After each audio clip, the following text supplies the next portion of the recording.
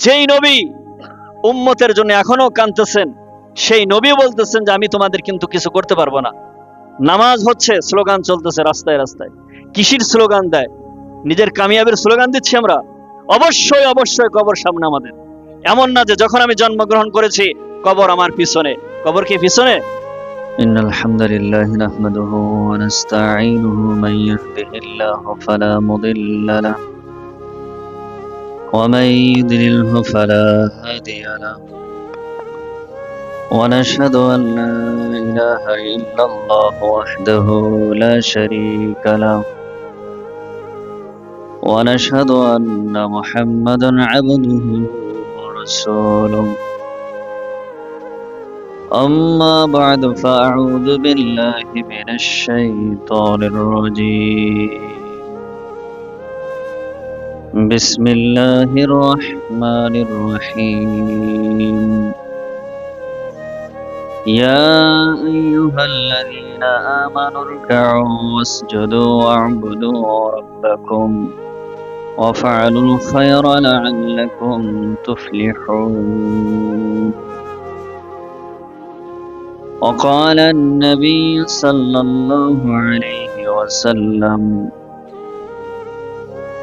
طلب العلم فريضة على كل مسلم وقال الشاعر چشمہ پائے علم باید غداک کہ بے علم نتوا خدا را شناک برودامن علم غیر استوار کہ علمت رسانت بدار القرار আল্লাহ সুবহানাহু ওয়া তাআলার দরবারে অসংখ্য শুকরিয়া যে মহান রব্বুল আলামিন আমাদেরকে হায়াতের মতো জিন্দেগি দান করে, সুস্থতা দান করে, তার পবিত্র হুকুম পালনের উদ্দেশ্যে আল্লাহ সুবহানাহু ওয়া তাআলা তার পবিত্র ঘরের মধ্যে আসার মতো তৌফিক দান করেছেন। এজন্য আমরা সকলেই সেই মহান সত্তার দরবারে শুকরিয়া আদায় করি। সকলে বলি আলহামদুলিল্লাহ।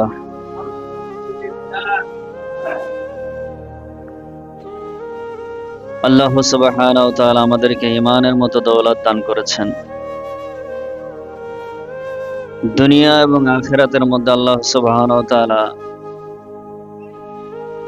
তার বান্দাদেরকে যেই সমস্ত নিয়ামত দান করেছেন, সেই সমস্ত নিয়ামতের মধ্যে সবচাইতে দামি নিয়ামত হলো ঈমান। সবচাইতে দামি নিয়ামত কি? ঈমান। কেমন দামি ঈমান? আল্লাহ রাসূল সাল্লাল্লাহু আলাইহি ওয়াসাল্লাম বলেছেন, দুনিয়ার মধ্যে যারা ঈমানের মতো দৌলত গ্রহণ করতে পারবে, যাদের নসিবে হবে,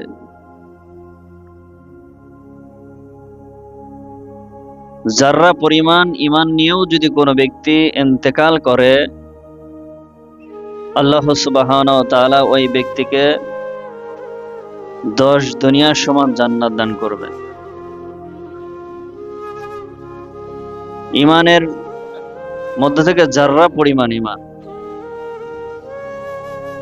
এতটুকু ঈমান নিয়ে যদি কোনো ব্যক্তি ইন্তেকাল করে, আল্লাহ রাসূল বলেছেন তাকে এই পৃথিবীর 10টা পৃথিবীর সমান জান্নাত দেওয়া হবে। তাহলে দেখেন, আল্লাহ সুবহানাহু ওয়া তাআলা আমাদেরকে তার বান্দাদের মধ্য থেকে ঈমানদার হিসেবে আমাকে আপনাকে কবুল করেছেন। এটা নিয়ামত কি নিয়ামত না? পৃথিবীর মধ্যে প্রায় 600 থেকে 700 কোটি মানুষ বর্তমান বসবাস করতেছে। কত কোটি? 6 থেকে 700 কোটি মানুষ বসবাস করতেছে। এত মানুষের মধ্যে ঈমানদারের সংখ্যা কম। আমরা জানি যে 200 কোটি মুসলমান বর্তমান বিশ্বে বসবাস করতেছে।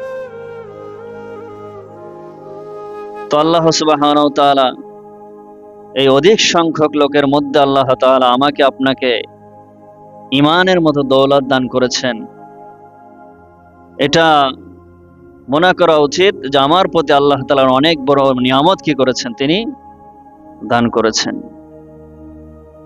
আমি আপনি এই ইমানের জন্য কোনো দরখাস্ত করি নাই, করেছি নাকি? দরখাস্ত ছাড়া আল্লাহ তাআলা আমাকে আপনাকে ইমানের মতো দৌলত দান করেছেন। যদি কোনো ইমানদার, কোনো মুসলমান, সে যদি ইন্তেকাল করে, দুনিয়ার মধ্যে আল্লাহ তাআলার যদি নাফরমান করে, গুনাহ করে, তওবা না করে যদি মারাও যায়, তবু এক সময় এই ইমানদার একবার কি করবে? জান্নাতে প্রবেশ করবেই। কিন্তু যারা মুশরিক, যারা ইহুদ, যারা নাসারা, তারা কখনোই জান্নাতে কি করতে পারবে না? প্রবেশ করতে পারবে না। কাল কিয়ামতের ময়দানে যখন আল্লাহ সুবহানাহু ওয়া তাআলা তার গুনাহগার বান্দাদেরকে, ইমানদারদেরকে যখন জাহান্নাম থেকে জান্নাতে নেবে,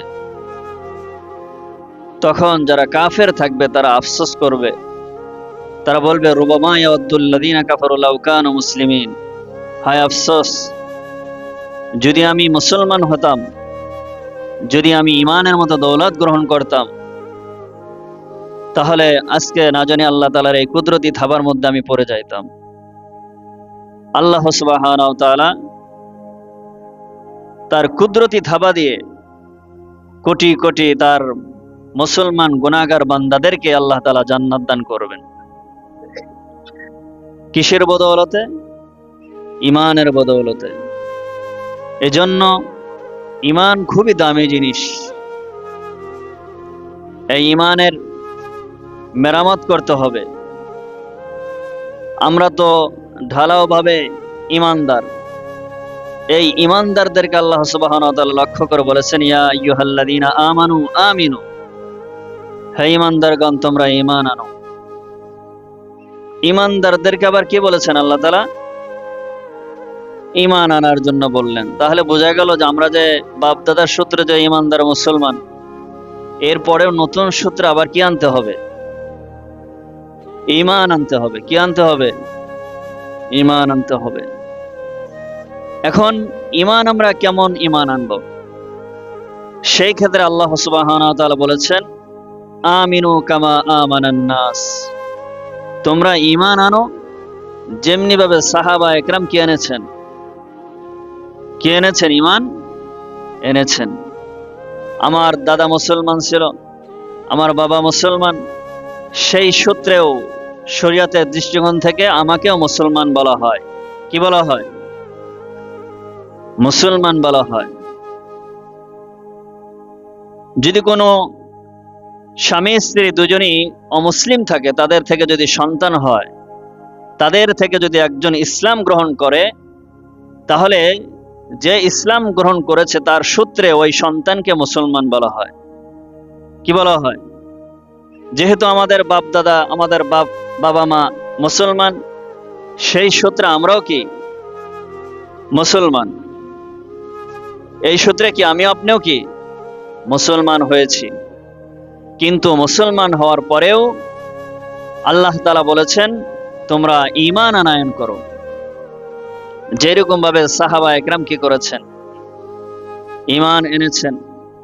খুবই চিন্তার বিষয় যে আজকে আমার আপনার ঈমান কি সাহাবা একরামের মতো ঈমান হয়েছে? আজকে আমার আপনার ঈমান সাহাবা একরামের মতো ঈমান না।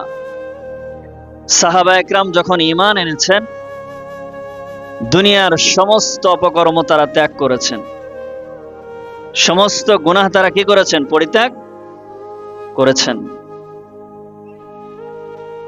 এমন হয় নাই যে যখন আল্লাহ তাআলার উপর ঈমান এনেছেন, রাসূলের উপরে যখন ঈমান এনেছেন, তারা যে পূর্বের যে অভ্যাসগুলি ছিল, দেবতার পূজা করা, জুলুম অত্যাচার করা, পরের হক নষ্ট করা, বেগানা মহিলাদেরকে নিয়ে আনন্দ উল্লাস করা, এই সমস্ত জিনিস তারা কিন্তু অবলম্বন করে নাই। করছে নাকি? যখনই ঈমান আনছে, জাহিলি যুগের যত প্রথা ছিল সমস্ত কিছুই তারা কি করেছেন? ত্যাগ করেছেন। তো আমাদেরকেও, যেহেতু আমরা বাপদাদার সূত্রে মুসলমান হয়েছি, এখন আমাদের ঈমান আনতে হবে যেরকম সাহাবা ইকরাম ঈমান এনেছিলেন। ঈমান আনার পরে তারা দুনিয়ার সমস্ত গুনাহকে পরিত্যাগ করেছেন। অনুরূপভাবে আমাদেরকেও খালেজ দিলে গুনাহকে কি করতে হবে? পরিত্যাগ করতে হবে। এমন করা যাবে না যে আমি নামাজ পড়ি আমি গুনাহ করি, আমি রোজা রাখি আমি গুনাহ করি, আমি হজ করি আমি গুনাহ করি, আমি যাকাত দেই আমি গুনাহ করি। খালেজ দিলে তওবা করতে হবে যে আমার থেকে যেন কোনো গুনাহ সংগঠিত না হয়। যদি এমন হয় যে আমি ইবাদতও করি, আমার মনে মনে আর গুনারও পরিকল্পনা আছে,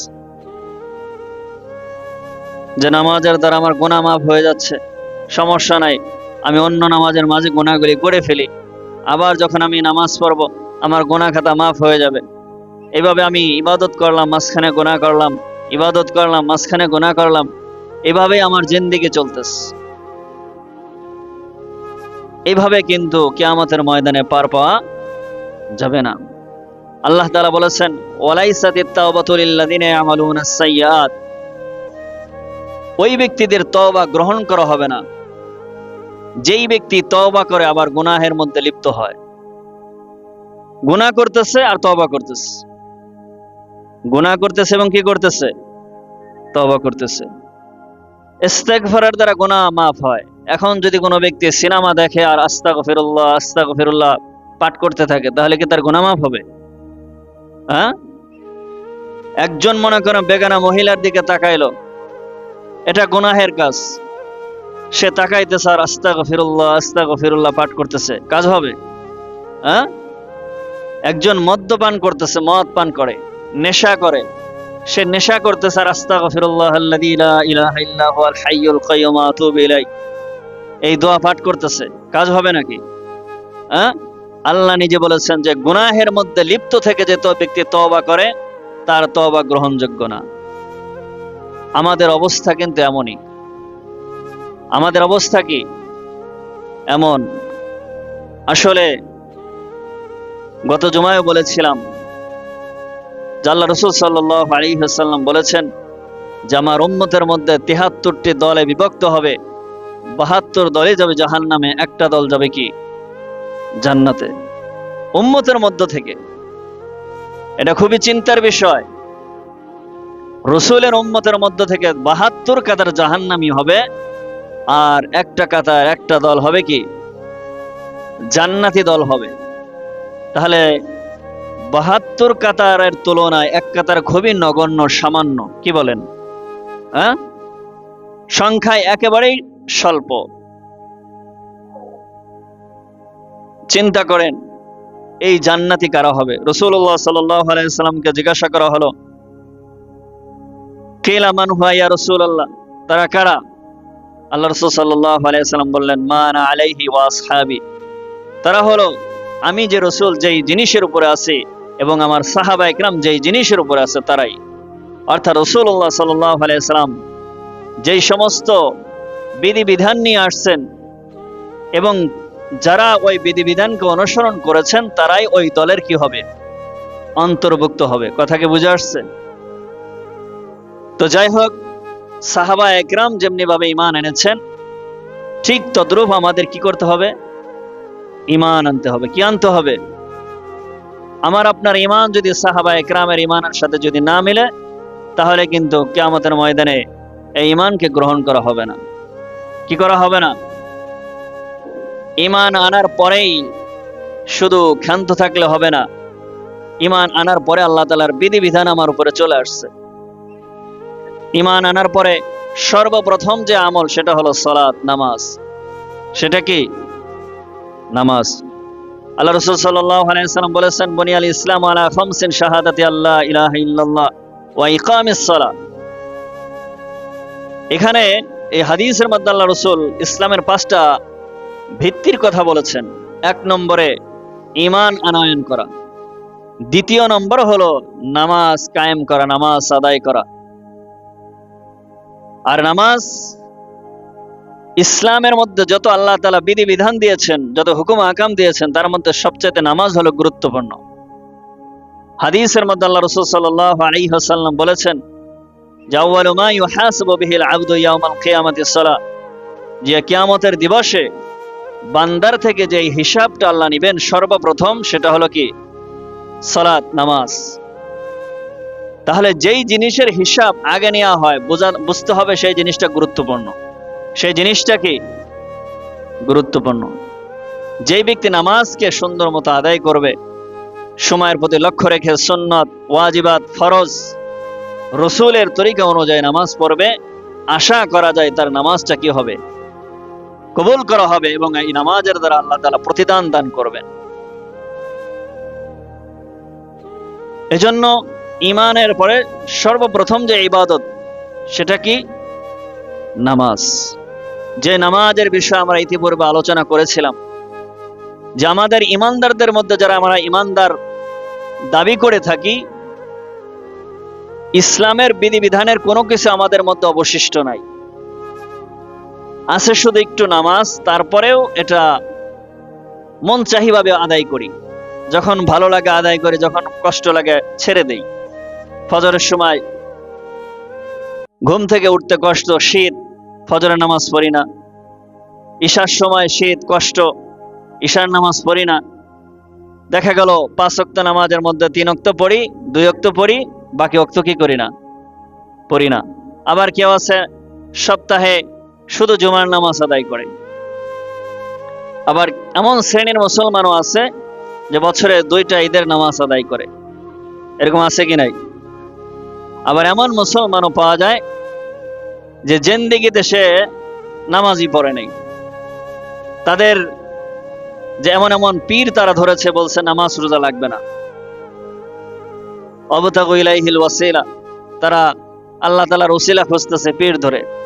পীরেই তাদেরকে কি করবে? জান্নাত পার করে দিবে। এটা হলো তাদের বিশ্বাস। আল্লাহ রাসূলের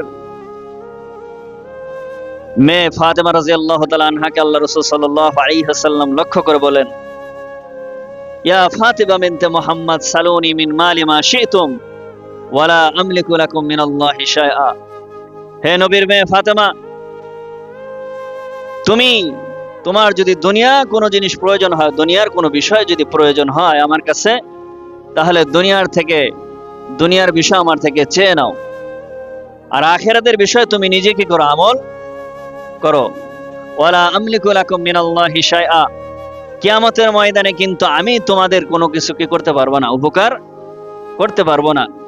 আমি যে তোমাদের পিতা, দোজাহানের বাদশা, যিনি সমস্ত নবীর নবী, সমস্ত জিন এবং ইনসানের নবী, তিনাকে এমন পাওয়ার আল্লাহ তাআলা দিয়েছেন, তিনি বলতেছেন তার মেয়েকে, ওয়ালা আমলিকু লাকুম মিনাল্লাহি শাইআ, কিয়ামতের ময়দানে আমি কিন্তু কোনো জিনিসের মালিক না। কোন জিনিসের কি না? আমার কথা কি বুঝে আসতেছে?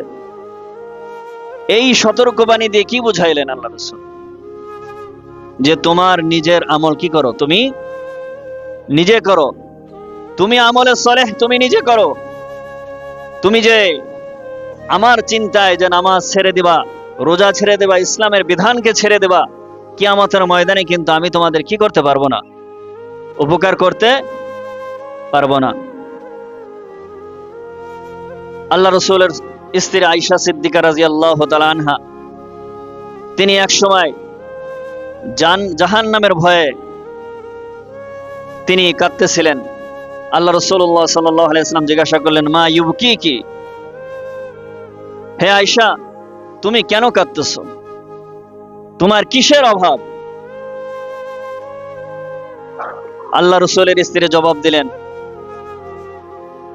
যে আমি জাহান্নামের ভয়ে কাঁদতেছি। কিসের ভয়ে কাঁদতেছি? স্ত্রীটা কার? রাসূলের স্ত্রী।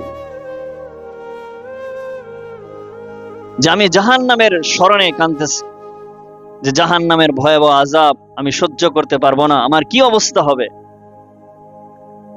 পুনরায় আল্লাহ রাসূলকে বললেন, ফাহাল তাযকুরুনা আহলিকুম ইয়াওমাল কিয়ামা, আপনি কি কিয়ামতের ময়দানে আমাদেরকে স্মরণ রাখবেন? যদি কিয়ামতের ময়দানে আমরা ধরা খেয়ে যাই, তাহলে কি আমাদেরকে কোনো উপকার করতে পারবেন? আল্লাহ রাসূল সাল্লাল্লাহু আলাইহি ওয়াসাল্লাম জবাব দিলেন, আম্মা ফি সালাসাতি মাওয়াতিনা ফালা ইয়াযকুরু আহাদুন আহাদা। হে আয়েশা, কিয়ামতের ময়দানে 3টা স্থান এমন থাকবে যেই 3টা স্থানের মধ্যে কোনো মানুষের চিন্তা ফিকির করার সময় থাকবে না। কি থাকবে না? কি থাকবে না? সময় থাকবে না। ইনদাল মিজান, একটা হলো মিজানের পাল্লা। যখন মানুষের আমল নামা কি করা হবে? ওজন দেয়া হবে। কি করা হবে? ওজন দেয়া হবে। সমস্ত মানুষ পেরেশান থাকবে ওই সময়।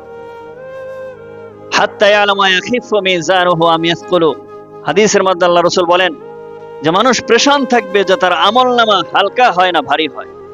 হালকা হয় না ভারী হয়। কারণ হলো আল্লাহ তাআলা কোরআনের মধ্যে বলেছেন, ফাআম্মা মান সাকুলাত মাওয়াজিনুহু ফাহুয়া ফি ঈশাতির রাদিয়া ওয়া আম্মা মান খাফফাত মাওয়াজিনুহু ফাউম্মুহু হাওিয়া। আল্লাহ তাআলা বলেন, যেই সমস্ত ব্যক্তিদের আমলনামা ভারী হবে, কি হবে? ওজন যখন দেওয়া হবে, যখন আমলনামা ভারী হয়েছে, ফাহুয়া ফি ঈশাতির রাদিয়া, ওই সমস্ত ব্যক্তিরা আরাম আয়েশে জিন্দেগি বসর করবে, অর্থাৎ তারা জান্নাতি হবে। তারা কি হবে?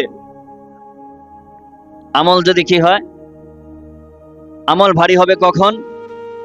যদি আপনি আমল করি, নাকি আমল যদি করি, আমার অ্যাকাউন্টে যদি আমল থাকে এবং আমলটা যদি রাসূলের তরিকা অনুযায়ী হয়, শুদ্ধ হয়, তাহলে আশা করা যায় আমার আমল কি হবে? ভারী হবে। কি বলেন? আপনি পরীক্ষা দিচ্ছেন, পরীক্ষার খাতায় যদি আপনি না লেখেন, তাহলে কি আপনার খাতায় নম্বর আসবে? নম্বর আসবে নাকি ভাই? আপনি যদি কোনো ব্যক্তির কাজ করেন, আপনাকে বদলা হিসেবে নিয়েছে, সকাল 8টা থেকে নিয়ে 5টা পর্যন্ত কাজ করতে হবে। যদি আপনি সকাল থেকে নিয়ে 8টা পর্যন্ত, বিকাল 5টা পর্যন্ত কাজ করেন, তাহলে কাজের শেষে আপনাকে কি দেওয়া হবে? প্রতিদান দেওয়া হবে। কি দেওয়া হবে? প্রতিদান দেওয়া হবে। যদি কাজ না করেন, আপনি কোনো প্রতিদান পাবেন না। তো আমল ভারী হবে কখন? যদি আমি আমল কামাই করি, আমার অ্যাকাউন্টে আমল যদি জমা করি, তাহলে আমার আমল কি হবে ভাই? ভারী হবে। কথা বোঝেন নাই? আপনার আজকে অ্যাকাউন্ট ভারী হচ্ছে কেন? আপনি উপার্জন করতেছেন, পর্যাপ্ত পরিমাণে মেহনত করেন, কষ্ট করেন, এই জন্য কষ্ট করে করে করে আপনার অ্যাকাউন্টকে বর্ধিত করতেছেন। আপনার অ্যাকাউন্ট ভারী হচ্ছে ব্যাংকের মধ্যে। মেহনত করলে, উপার্জন করলে আমরা দেখতে পাই যে আমার ব্যাংকে, আমার অ্যাকাউন্টে অ্যাকাউন্ট বাড়তে থাকে। থাকে কি থাকে না? আর একজন বেকার যদি কাজ না করে, সে যদি বসে থাকে, একটা অ্যাকাউন্ট খুললো, তাহলে অ্যাকাউন্ট কি ভারী হবে? তার অ্যাকাউন্টে টাকা জমা হবে? হ্যাঁ, আসলে তার সুন্দর চেহারা ছিল, সুন্দর যোগ্যতা ছিল, কিন্তু সে কোনো পরিশ্রম করে নাই, কোনো মেহনত করে নাই, কোনো উপার্জন করে নাই, তাহলে তার অ্যাকাউন্টটা কি ভারী হবে নাকি? আমরা এদিকে বুঝতে পারি যে তার অ্যাকাউন্ট বাড়বে না। সে যদি বসে বসে খাইতে থাকে, তার অ্যাকাউন্ট খালি হয়ে যাবে। ঠিক তদ্রূপ আমার আপনার আখেরাতের অ্যাকাউন্ট, আখেরাতের আমল ভারী হবে তখনই যখন আপনি কি করব? আমল করব। কথা কি বুঝে আসতেছে? আমার আপনার আমল যদি অন্যরা করে দেয়, আমল কিন্তু ভারী হবে না। আমার আমল যদি বড় হুজুর করে দেয়, আমার আমল যদি আমার পীর যদি করে দেয়, তাহলে আমার আমল কি ভারী হবে? ভারী হবে নাকি? আমল ভারী করতে চাইলে অবশ্যই আমার আপনার কি করতে হবে ভাই?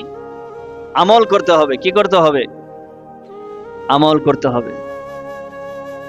তো আল্লাহ তাআলা বলেছেন, যার আমল নামা ভারী হবে সেই ব্যক্তি হবে জান্নাতি। সেই ব্যক্তি কি? আল্লাহ বলে দিচ্ছেন জান্নাতীকে, জাহান্নামীকে। ওয়া আম্মা মান খাফফাত মাওয়াজিনুহু ফাউম্মুহু হাওিয়া ওয়া মা আদরাকা মা হিয়া নারুন হামিয়া। পক্ষান্তরে যাদের আমলনামা হালকা হবে, কি হবে? আমলনামা কি হবে? ওজন যখন কি হবে? হালকা হবে, তখন তার ঠিকানা হবে হাবিয়া নামক জাহান্নাম। রাসূলুল্লাহ সাল্লাল্লাহু আলাইহি সাল্লামকে আল্লাহ তাআলা প্রশ্ন করলেন যে হাবিয়া কি জিনিস, সেটা কি আপনি জানেন? হাবিয়া কি? নারুন হামিয়া, একটা জ্বলন্ত আগুন, প্রজ্বলিত অগ্নি, যেখানে মানুষকে নিক্ষেপ করা হবে। যে আগুনের মধ্যে মানুষ এবং জিন কি হবে, যাদেরকে ওইখানে নিক্ষেপ করা হবে, যে জাহান্নামের মধ্যে, যে জাহান্নামকে প্রজ্বলিত করা হবে মানুষ দ্বারা। ওয়াকুদুহান নাস ওয়াল হিজারা, আল্লাহ তাআলা বলেন জাহান্নামকে জ্বালানো হবে মানুষ দ্বারা এবং পাথর দ্বারা। তা আল্লাহ রাসূল তার স্ত্রীকে বলতেছেন জাহান্নামের একটা স্থান কিয়ামতের ময়দানে একটা স্থান হলো কি? ইনদাল মিজান, সমস্ত মানুষ পেরেশান থাকবে। সমস্ত মানুষ কি থাকবে? পেরেশান থাকবে। দ্বিতীয় নম্বর হলো ওয়াইনদাল কিতাব, যখন মানুষকে আমলনামা দেওয়া হবে। পরীক্ষায় যখন মানুষকে রেজাল্ট দেওয়া হয়, যত বড়ই ভালো ছাত্র হোক, সে পেরেশানের মধ্যে থাকে কি থাকে না? সে মনে করে কোথায় কোন ভুল করে ফেলছি, না জানি আমি ফেল করতে পারি। প্রত্যেকটা ছাত্রই পেরেশানের মধ্যে থাকে। ঠিক তদ্রূপ কিয়ামতের ময়দানে সার্টিফিকেট ছাড়া জান্নাতে কোনো ব্যক্তি যাইতে পারবে না। দেখেন না, কোন দেশের থেকে যদি অন্য দেশে আপনি যাইতে চান, বর্ডার পাস করতে চান, আপনার কাগজপত্রে দেখে কি দেখে না? চেক করে। বা অন্য দেশের একটা ভিসা আপনাকে দেওয়া হয়, যখন ভিসার জন্য আপনি অ্যাপ্লাই করেন, যখন ভিসা দেওয়া হয়, তাহলে বোঝা গেল যে অন্য রাষ্ট্রে আপনি কি করতে পারবেন, যাইতে পারবেন।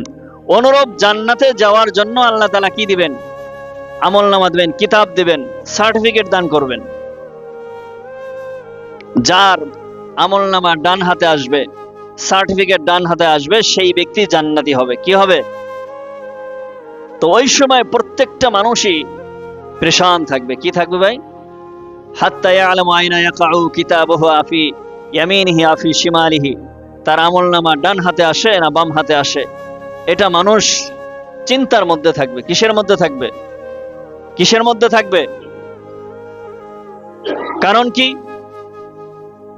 কারণ হলো আল্লাহ তাআলা বলেছেন, আল্লাহ তাআলা বলেন ফাআম্মা মান উতিয়া কিতাবাহু বিয়ামিনি ফাসাউফা ইউহাসাবু হিসাবান ইয়াসীরা, যেই ব্যক্তির আমলনামা ডান হাতে দেয়া হবে তার হিসাব নিকাশ সহজ হবে। তার হিসাব নিকাশ কি হবে? অর্থাৎ ওই ব্যক্তি জান্নাতি হবে। সুবহানাল্লাহ। যার আমলনামা কোন হাতে আসলে জান্নাতি হবে? ডান হাতে আসলে। ওয়া আম্মা মান উতিয়া কিতাবাহু ওয়ারা যাহরি ফাসাউফা ইয়াদউ সুবুরা ওয়া ইয়াসলা সাইরা, পক্ষান্তরে যার আমলনামা বাম হাতে দেয়া হবে, পিঠের দিক থেকে দেয়া হবে, এই বুককে ছিদ্র করে পিছন দিক থেকে যখন দেয়া হবে মানুষের আমলনামা, ফাসাউফা ইয়াদউ সুবুরা, সে ওই সময় মৃত্যুকে ডাকতে থাকবে। হায় আল্লাহ, হায় আফসোস, আমার মৃত্যু কেন হলো না? কেন আমার মৃত্যু হলো না? মৃত্যুর জন্য সে আফসোস করবে। শত আফসোস করলেও কাজ হবে না। আল্লাহ তাআলা বলেন ওয়াসলা সাইরা, তাকে সাইর নামক জাহান্নামের মধ্যে নিক্ষেপ করা হবে। আমলনামা যদি কোন হাতে আসে? কোন হাতে আসে? বাম হাতে যদি আসে। ডান হাতে আসলে সে কি হবে? জান্নাতি হবে। বাম হাতে আসলে সে জাহান্নামী হবে। এখন ডান হাতে কার আমলনামা আসবে এবং বাম হাতে কার আমলনামা আসবে? যেই ব্যক্তি দুনিয়ার মধ্যে ঈমান আনার পরে, এবং ঈমানটা সাহাবায়ে কেরামের মতো হতে হবে, পাশাপাশি আমলে সালেহ করতে হবে। কি করতে হবে? আমলে সালেহ।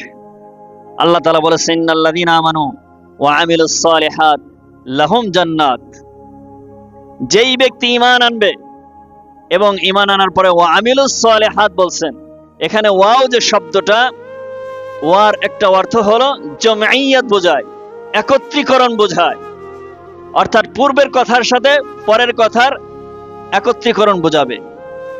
যেরকম আল্লাহ তাআলা বলেছেন ইয়া আইয়ুহাল্লাযীনা আমানু কুমতুম ইলাস সালাতি ফাগসিলু ওয়ুজুহাকুম ওয়া আইদিয়াকুম, এখানে আল্লাহ তাআলা এই আয়াতের মধ্যে চারটা কথা বলেছেন যে তোমরা যখন নামাজের ইচ্ছা করো, তোমাদের মুখমণ্ডল ধৌত করো, তোমাদের হাত ধৌত করো, মাথা মাসে করো এবং পায়ের টাকনো সহ ধৌত করো। এখানে ওয়াও ওয়াও শব্দ দ্বারা আল্লাহ তাআলা ব্যবহার করেছেন। অর্থাৎ চারোটা জিনিস, চারোটা অঙ্গ, মাথা বাদে আরো তার তিনটা অঙ্গ, মোট চারটা অঙ্গ ধৌত করা কি ফরজ। একটা আদায় করলেন বা তিনটা আদায় করলেন, একটা আদায় করেছেন, হবে না, কিন্তু হবে। ওজুর মধ্যে 4টা ফরজ এই আয়াতের দ্বারা সাবেত।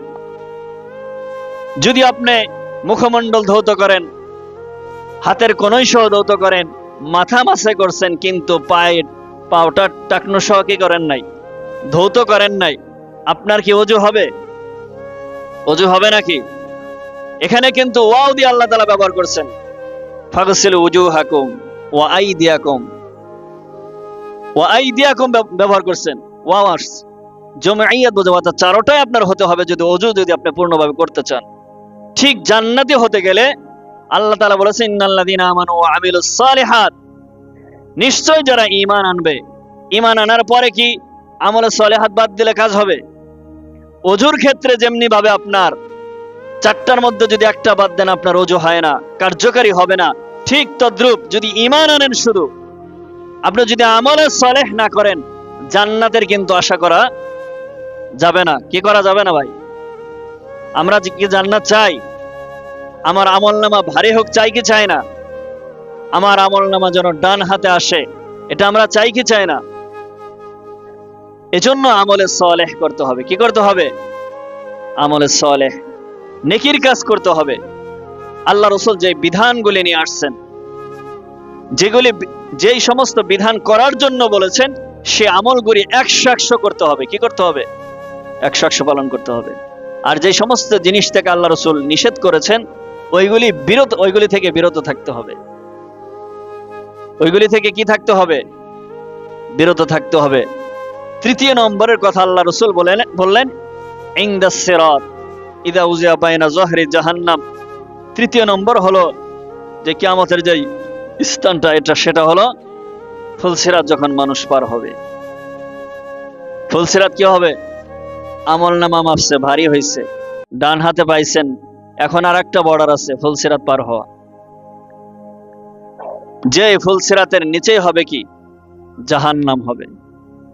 যার আমল মজবুত হবে, আশা করা যার আমল ভারী হয়ে গেছে, ভারী হবে, এবং যার আমল ডান হাতে চলে আসবে, ওই সমস্ত ব্যক্তিরাই ফুলসিরাত বিজলির ন্যায় পার হয়ে চলে যাবে, চোখের পলকে চলে যাবে। চোখের পলক পড়তে কিন্তু মিনিট সময় লাগে না, লাগে নাকি? চোখের পলকে মানুষ পার হয়ে যাবে। এইগুলি কিন্তু কিচ্ছা কাহিনী না যে আপনার কিয়ামত যে হবে সংগঠিত বা জান্নাত জাহান্নাম যা আছে, এগুলি কিন্তু কাল্পনিক না যে হুজুররা আমাদেরকে ভয় দেখাইতেছে। বিষয়টা কেমন? ঈমানদার কাদেরকে বলা হয়েছে? ওয়াল বাসি বাদাল মাউত, যে ঈমানদার ওই সমস্ত ব্যক্তিরা যারা মৃত্যুর পর পুনরায় আবার জীবিত হতে হবে, সেখানে হিসাব নিকাশ দিতে হবে, এটার উপরে যারা বিশ্বাস করে তারাই হলো কি? ঈমানদার। আমাদের হিসাব নিকাশ দিতে হবে কি হবে না? হবে কি হবে না? অবশ্যই দিতে হবে। সুম্মা লাতুসআলুন্না ইয়াওমাইযিন আনিন নাঈম। আল্লাহ তাআলা বলেন লাতুসআলুন্না, এখানে যে শব্দ ব্যবহার করেছেন আল্লাহ তাআলা, যে অবশ্যই অবশ্যই তোমাদেরকে প্রশ্ন করা হবে, জিজ্ঞাসা করা হবে তোমাদের নিয়ামত সম্পর্কে। তোমাকে আমি যে সূর্যের আলো, চন্দ্রের আলো, বাতাস, অক্সিজেন, আগুন, পানি, দুনিয়ার সমস্ত যে নিয়ামত আমি তোমাকে দিয়েছি, দুনিয়ার সমস্ত চিজ আসবাব তোমাদের আমি খেদমতে নিয়ে যেতে করে দিয়েছিলাম, এটা তুমি উপভোগ করেছো। এটা উপভোগ করার পর আমার হুকুম কতটুকু তুমি পালন করেছো, এটার আল্লাহ তাআলা হিসাব নেবেন। কি করবেন? হিসাব অবশ্যই আল্লাহ তাআলা নেবেন। যদি আমরা ওই কিয়ামতের ময়দানে পার পেতে চাই, অবশ্যই আমাদের ঈমান হতে হবে কার মতো? কার মতো হতে হবে? সাহাবাদের মতো আমার ঈমান হতে হবে। এবং ঈমানের সাথে সাথে পাশাপাশি আমলে সালেহ করতে হবে। কি করতে হবে? আমলে সালেহ যদি না করি, তাহলে কিন্তু আমার পীর আমাকে কি করতে পারবে না? পার করতে পারবে না ভাই।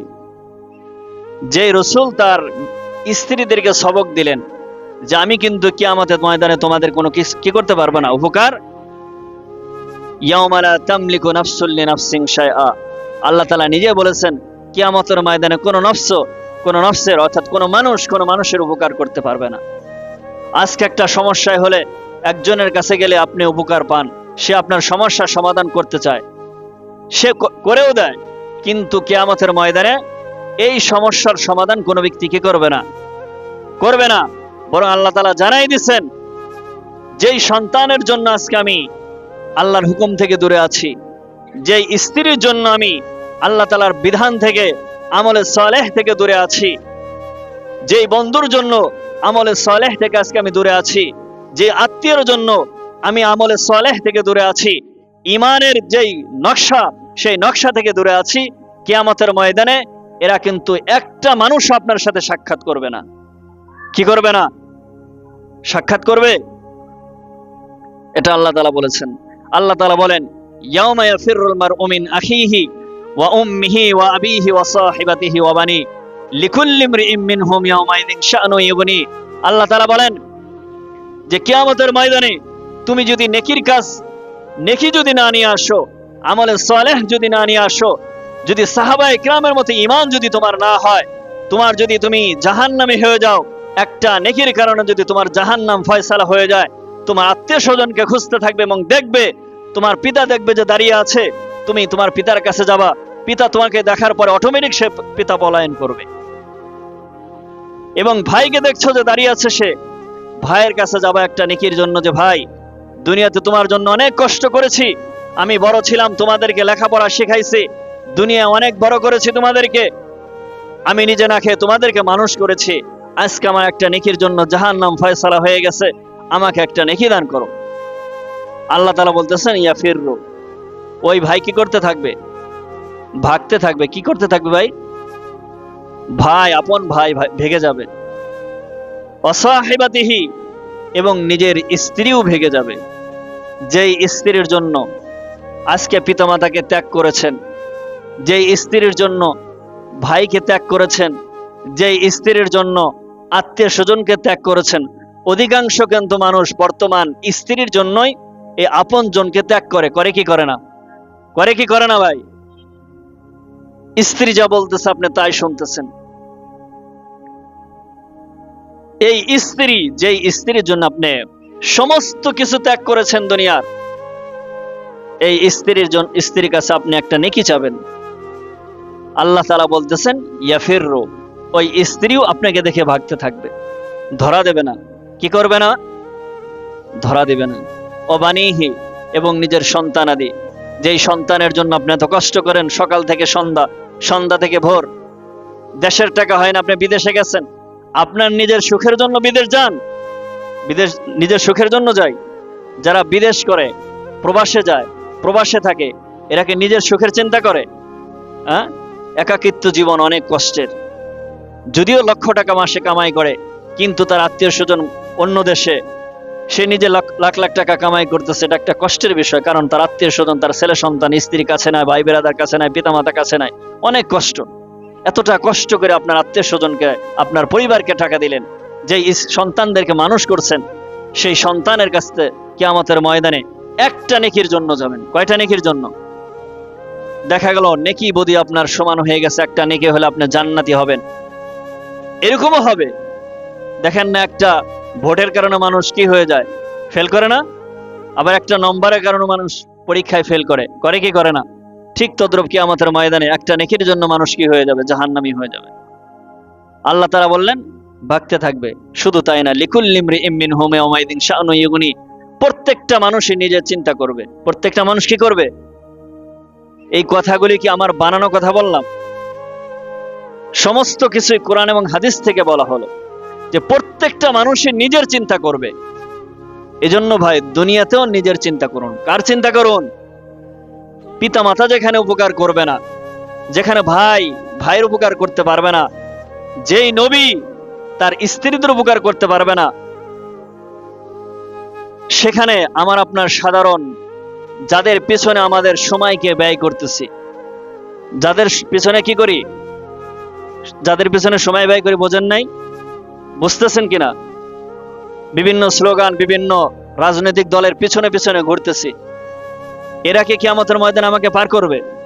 আপন সন্তান যদি উপকার না করতে পারে, আপন পিতা যদি উপকার করতে না পারে, আপন স্ত্রী যদি উপকার করতে না পারে,